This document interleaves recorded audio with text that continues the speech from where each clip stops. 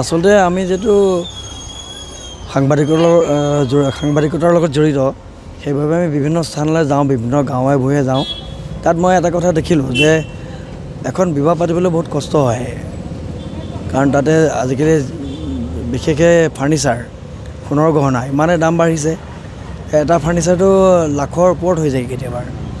তো মই চিন্তা কৰিলোঁ যে এই মানুহখিনিৰতো যদি আমি কম মূল্যতে এটা ফাৰ্নিচাৰ আমি যোগাৰ ধৰিব পাৰোঁ, যেনে এখন বিচনা থাকিব, এটা আলমাৰি থাকিব, এটা চোফা ছেট থাকিব কাঠৰ, এটা আলনা থাকিব, এটা আলমাৰি আৰু ডাইনিং ছেট আৰু চেণ্টাৰ টেবুল।